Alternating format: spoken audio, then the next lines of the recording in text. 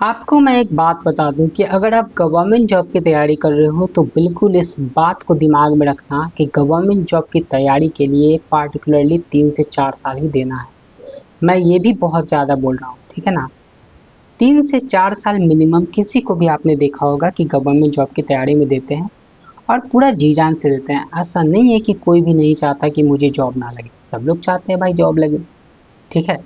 लेकिन कहीं ना कहीं एक सब्जेक्ट या दो सब्जेक्ट आपको धोखा देते हैं भाई। आप कितना भी प्रिपरेशन कर लो, उन सब्जेक्ट्स में आपके मार्क्स नहीं बढ़ते, ठीक है।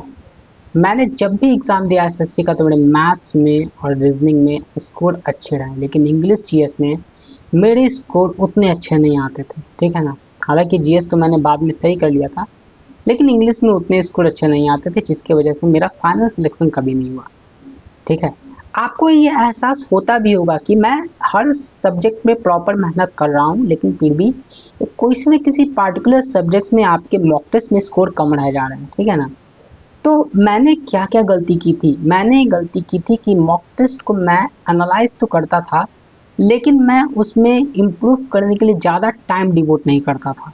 मुझे ज़्यादा टाइम डिवोट करना चाहिए था उस सेक्शन को स्ट्रॉन्ग करने में जिसमें मेरे कम मार्क्स बनते थे। जैसे कॉमन एरर के सवाल मेरे बहुत ज़्यादा गलती हो जाते थे, फिल इन द ब्लैंक्स में मैं जो वर्ड्स भरता था वो गलती हो जाते थे, ठीक है। रीडिंग कम्प्रीहेंशन में कुछ कुछ के आंसर्स गलत हो जाते थे, ठीक है। रीजनिंग में बहुत सारे सवाल ऐसे होते थे, जैसे सीरीज कंप्लीशन का सवाल हो गया, एनालॉजी का सवाल हो गया, इन सब के आंसर गलत हो जाते थे, ठीक है। मैथमेटिक्स में तो बहुत कम गलती होते थे, क्योंकि मैथमेटिक्स मेरा शुरू से अच्छा रहा है। तो आप देखोगे क्या कि जब आप तैयारी करोगे तो बहुत सारी ऐसी चीजें आपको लगेगी कि आपको लगेगा कि सब कुछ तो ठीक था, फिर भी मॉक टेस्ट वगैरह में स्कोर नहीं बढ़ रहा। ये सवाल मैं पहले से किया हुआ था, फिर भी ये गलत हो गया। ये सवाल की कैलकुलेशन में पहले से कर चुका था, लेकिन फिर भी यहाँ पे कैलकुलेशन में फंस गया। ये जो स्टेज है, ये आपको बहुत परेशान करेगा, खासकर तब जब आप मॉक टेस्ट लगाओगे तब, और आपको इस बात का अंदाजा भी लगेगा कि आपकी तैयारी बिल्कुल अच्छी चल रही थी, लेकिन ये मॉक टेस्ट में अचानक से स्कोर कम कैसे रह जा रहा है। इसका सॉल्यूशन मैं आपको बताता हूँ। इसका सॉल्यूशन है प्रोग्रेस कॉपी। प्रोग्रेस कॉपी आपको जरूर एक मेंटेन करना है, ताकि आप उसमें स्कोर वगैरह लिख पाओ कि आपके स्कोर अभी कितने बन रहे हैं। आपके स्कोर अगर डाउन हुए भी हैं तो कौन से क्वेश्चंस की वजह से डाउन हुए, वो पार्टिकुलरली क्वेश्चन आपको क्वेश्चंस कॉपी में, टफ क्वेश्चंस कॉपी में नोट करना है, ठीक है ना। सिलेक्शन जल्दी लेना बहुत इंपॉर्टेंट है। अगर आप सिलेक्शन लेट से लोगे तो इसका कोई मतलब नहीं बनता।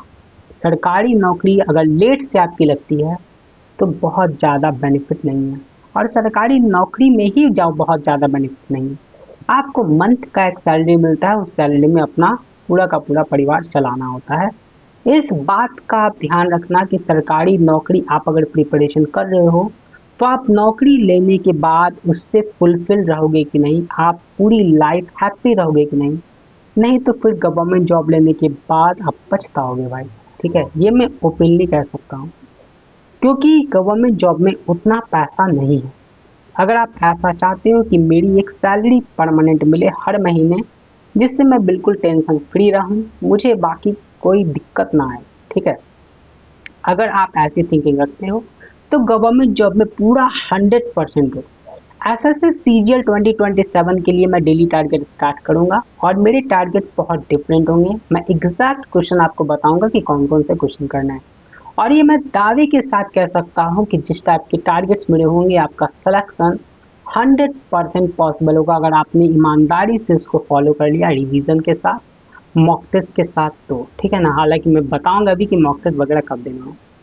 जल्दी सिलेक्शन लेने का क्या फ़ायदा है? जल्दी सिलेक्शन लेने का फ़ायदा ये है कि आपके दिमाग में अगर कोई है, किसी से आप मोहब्बत वगैरह करते हो, तो उससे शादी हो जाती है बहुत आराम से, ठीक है।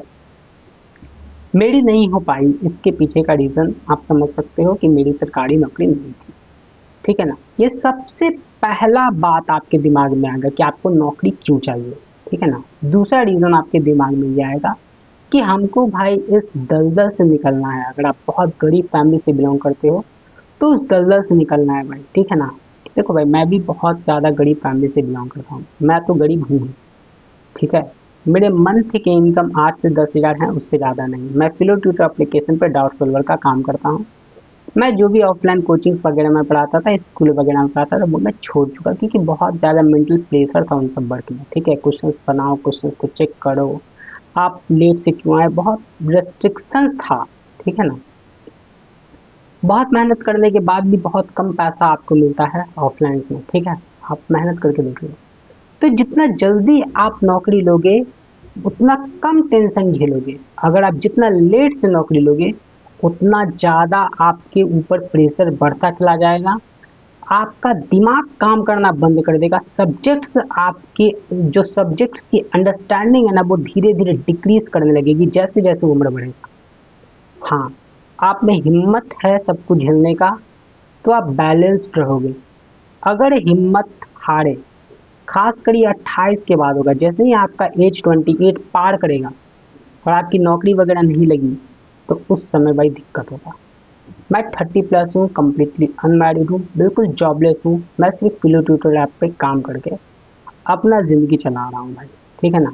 और ये यूट्यूब चैनल है। अगर आपको मेरे इतना हिम्मत है तो आप आगे बढ़ जाओ, प्रोसीड कर जाओ। ठीक है, आप ये मान लो कि मेरी लाइफ यही है और मुझे यही करना है। एकदम कूद जाओ भाई, लड़ो ताकत से। ठीक है, कोई देखो, मेरे भी बहुत सारे ताने तो मिलते ही हैं भाई, रिलेटिव तो ताने देंगे ही। इतनी उम्र हो गई, जॉब नहीं करते हो, शादी नहीं हुई। बहुत सा खासकर आपके अपने ही आपको बहुत ज़्यादा परेशान करेंगे, ये बात तो जान लो आप। ठीक है ना, क्योंकि दूसरों को आपसे मतलब भी क्या है।